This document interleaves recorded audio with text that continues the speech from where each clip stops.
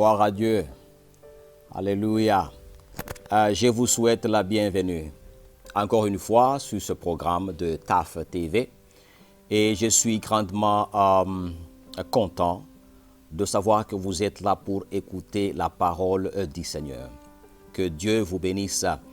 J'en profite aussi pour saluer mon bien-aimé et frère, l'homme de Dieu, le berger Kevin Moussassa et Maman Naomi.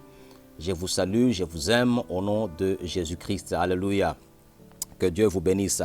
Je remercie aussi le Seigneur pour ma famille, le soutien que je reçois de ma famille, de ma femme Rachel Kanda et aussi de mes enfants. Que Dieu bénisse Rachel, que Dieu bénisse mes enfants au nom de Jésus de Nazareth.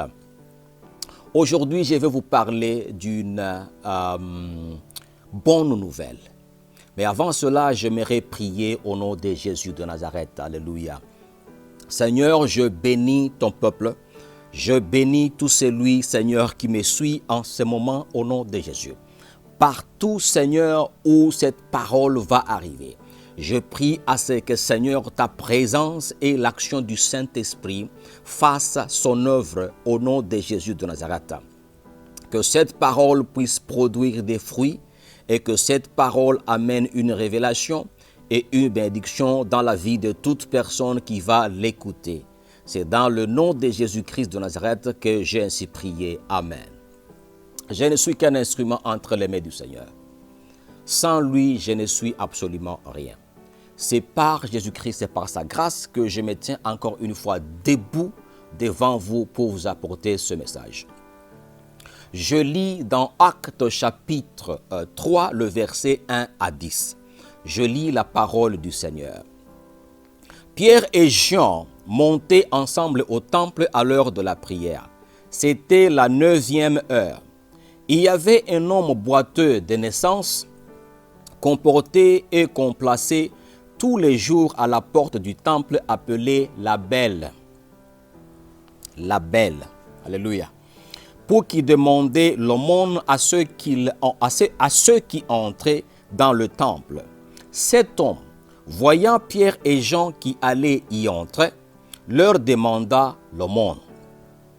Pierre, de même que Jean, fixa les yeux sur lui et dit, « Regarde-nous. » Et il les regardait attentivement, s'attendant à recevoir d'eux quelque chose.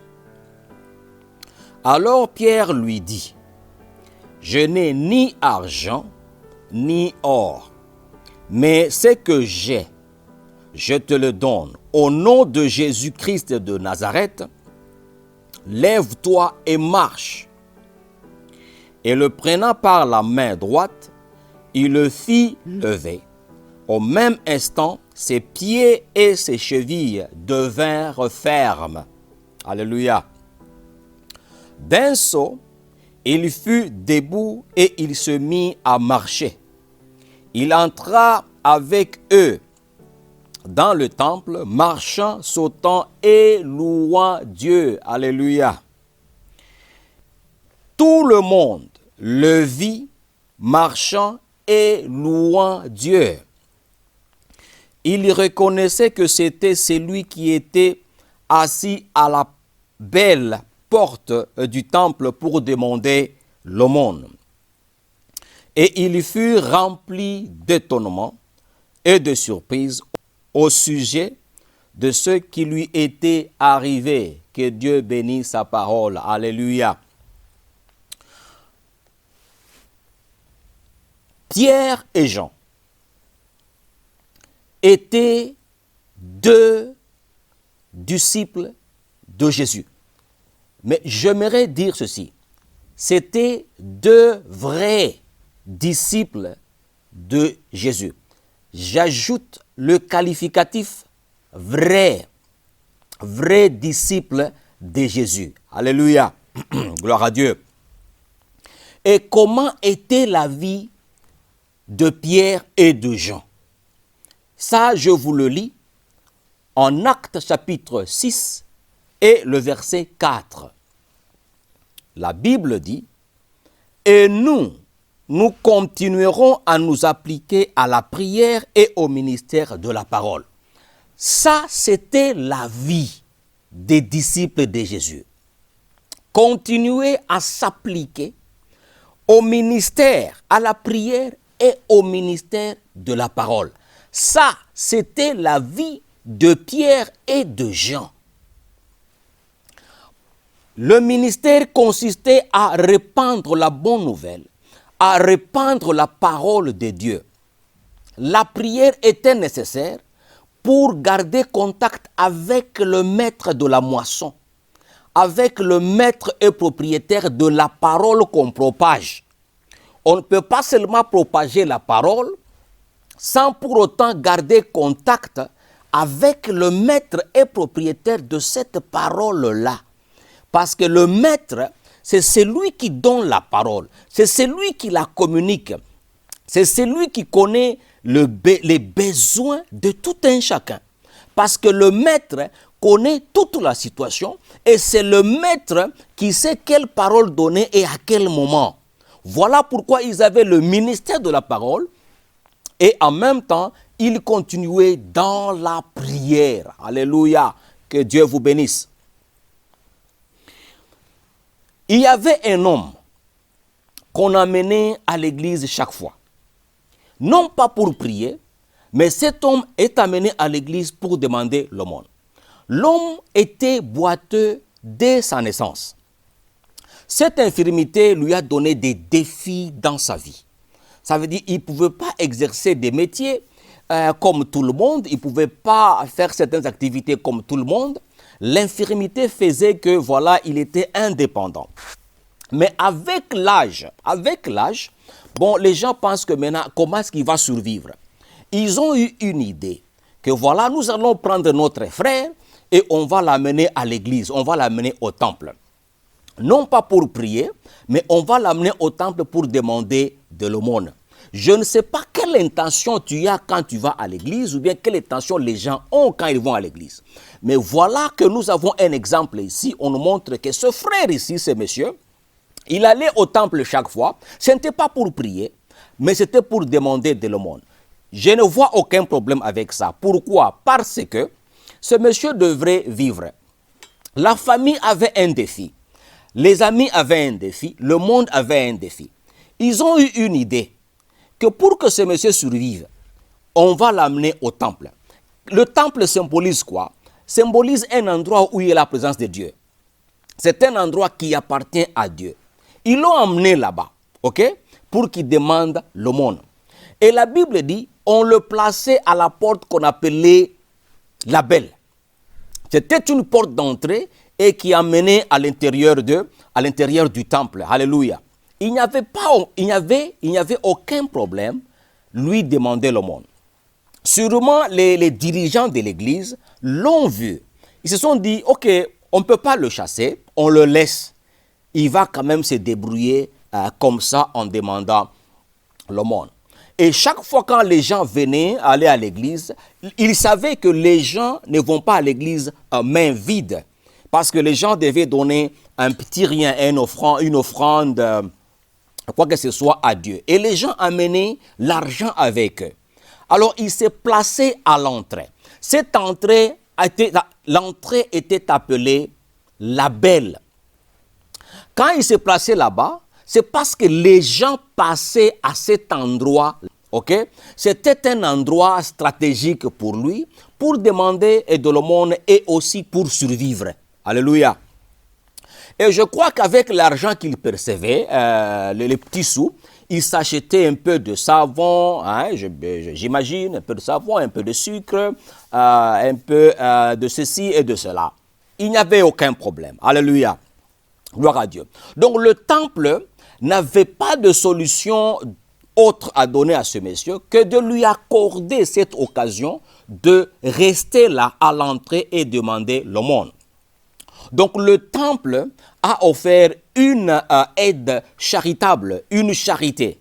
C'est tout ce que l'Église pouvait lui donner, c'était la charité. Une œuvre physique, une œuvre de bienveillance, de bienfaisance qu'on lui donnait.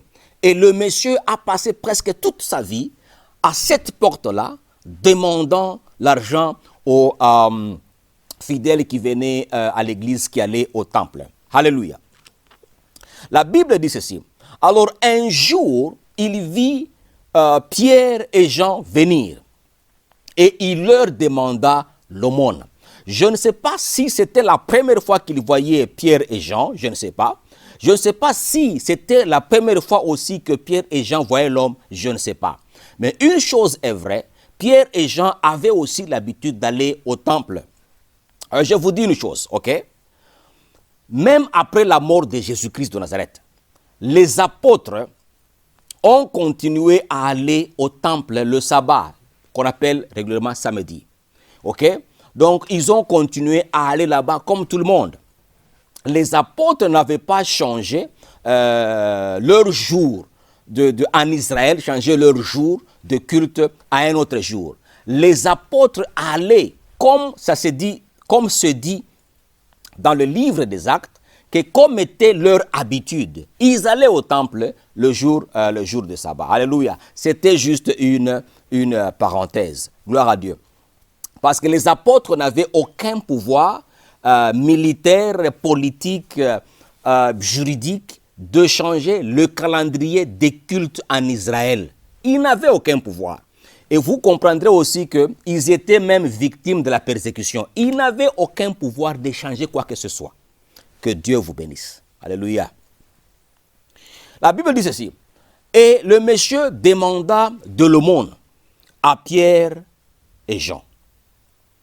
Ce monsieur ici était assis devant la porte qu'on appelle la belle. Dans le qualificatif belle, il y a le mot beauté, la beauté. Ce monsieur s'asseyait à cette porte-là, qu'on appelle la belle. Dans cette porte-là, il y avait une certaine beauté. Mais je vous dis une chose. En cette porte-là, il n'y avait pas que cette beauté dont la Bible nous parle, sûrement une beauté physique. Il y avait une autre dimension à cette porte-là qui existait.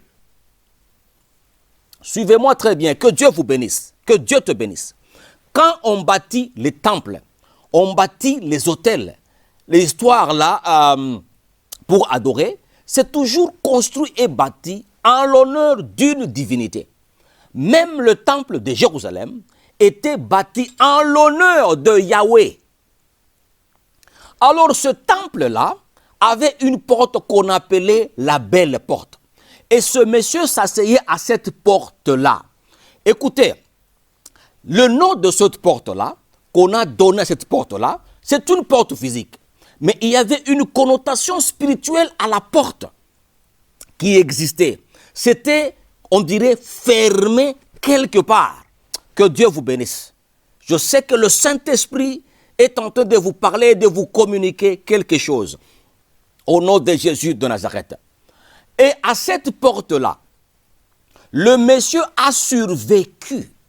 En s'asseyant à cette porte, il a survécu toute sa vie.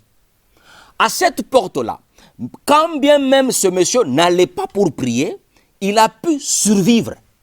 Suivez-moi. Ce monsieur allait à l'église non pas pour prier, c'était pour demander l'aumône. Une chose qui est un peu mystérieuse, c'est que ce monsieur a survécu en s'asseyant à cette porte-là en demandant l'aumône. Cette porte-là a pourvu à cet homme d'une façon physique. Le monsieur pouvait obtenir un peu d'argent, un peu de faveur chez les gens, et le monsieur a survécu. Alléluia. Il ne savait pas une chose, que cette porte-là n'avait pas seulement une dimension physique, mais il y avait une dimension spirituelle à cette porte-là. Que Dieu bénisse cette famille-là. Je ne sais pas où ils ont tiré cette idée d'amener cet endroit, d'amener leurs frères à cette porte-là qu'on appelle la belle, et la porte qui amène dans le temple de Jérusalem. Que le Seigneur vous bénisse. Maintenant qu'il voit maintenant qu'il voit Pierre et Jean venir, il leur demande l'aumône. Pour ce monsieur, il fait une activité quotidienne. C'est ce qu'il fait chaque jour. C'est ce qu'il fait quand il voit les gens venir. Il ne fait que ça. Il leur regarde, il leur demande l'aumône. S'il vous plaît, enfant de Dieu, charité, s'il vous plaît, enfant de Dieu, charité. Il demande l'aumône chaque fois comme ça. Quand il a demandé à Pierre et Jean l'aumône, la Bible dit ceci. Pierre, de même que Jean, fixa leurs yeux sur lui. Pierre et Jean fixa leurs yeux sur lui. Pourquoi fixer? Mais je me pose une question. Est-ce que Pierre et Jean ne voyaient-ils pas ces messieurs chaque fois qu'ils allaient au temple? Mais s'ils allaient au temple chaque sabbat, au temple, chaque samedi au temple, mais ils le voyaient. Mais alors, ils le regardaient de quelle façon? Pourquoi est-ce que maintenant, Pierre et Jean doivent fixer le regard sur cet homme? Que Dieu vous bénisse. Je pense que Dieu est en train de vous communiquer quelque chose. Pierre et Jean fixent les yeux sur lui. Il y a regardé et regardé. Il y a regardé, il y a aussi regardé tout en fixant les yeux sur quelqu'un. Maintenant, on voit que Pierre et Jean vont fixer leurs yeux sur lui. Maintenant, ils vont le regarder, mais avec une intention. Voilà que tout commence à changer. Maintenant, ils vont le regarder avec une certaine intention en eux. Écoutez ce qu'ils vont dire. Et Pierre dit, regarde-nous. Pierre dit au boiteux, regarde-nous. Pourquoi est-ce que Pierre doit dire ça? Parce que le boiteux, tout d'abord, chaque fois quand il demande l'aumône, il regarde quelqu'un. Il le regarde. Il ne demande pas l'aumône comme ça. S'il vous plaît, donne-moi l'aumône. Enfant de Dieu, donne-moi l'aumône. Il regarde ici et il demande l'aumône ici. Il ne fait jamais ça. Chaque fois quand il demande l'aumône, il regarde l'individu en face. Il établit un contact des yeux avec la personne à laquelle il demande l'aumône. Mais pourquoi est-ce que Pierre, alors que le boiteux leur a déjà regardé et demandé l'aumône, Pierre dit, regarde-nous la deuxième fois. Mais maintenant, il y a une différence. Pierre demande à cette personne de le regarder, alors qu'il le regardait déjà. Et la Bible dit, écoutez, elle dit ceci. Et il le regardait attentivement. Ce boiteux a toujours regardé les gens, d'une certaine façon. Maintenant, Pierre demande qu'il le regarde, mais qu'il le regarde d'une autre façon. La Bible dit que maintenant, le boiteux regarde Pierre et Jean attentivement. Ce n'est pas comme il regarde tous les jours. Maintenant, il les regarde attentivement. Pourquoi est-ce que Pierre se donne la peine de faire tout ça? Quand le monsieur leur a demandé l'aumône, et puis Pierre et Jean ont fixé leur regard sur lui, et puis ils disent, Pierre dit au boiteux, regarde-nous. Pierre a établi une communication à deux voix. Vous savez, quand vous demandez l'aumône, quand il demande l'aumône, il ne demande pas la communication. Il demande la charité. Que tu donnes une pièce de monnaie, tu passes, tu t'en vas. Mais Pierre s'arrête.